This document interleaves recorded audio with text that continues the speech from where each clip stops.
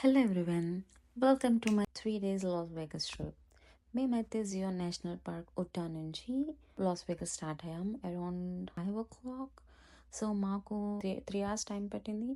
So మేము loss వేగస్కి వెళ్ళేసరికి night అయిపోయింది. మేము హ్యాంప్టన్ ఇన్లో చెక్-ఇన్ చేసి సో ఫాస్ట్గా ఫ్రెష్ అయిపోయి సో నైట్ అయితే కొన్ని ప్లేసెస్ కవర్ చేసాము. ఫస్ట్ కవర్ చేసిన ప్లేస్ ఏంటంటే బెలాజియో ఫౌంటైన్. చాలా మంది పీపుల్ అక్కడ క్రౌడ్ అయ్యారు ఆ ఫౌంటైన్ చూడడానికి. మేము చాలా ఎక్స్పెక్టేషన్స్ పెట్టుకున్నాం, లైక్ చాలాసేపు ఉంటుంది, ఇంకా చాలా బాగుంటుంది అని. బట్ అంత ఎక్స్పెక్టేషన్స్కి రీచ్ అవ్వకపోయినా యా బాగుంది.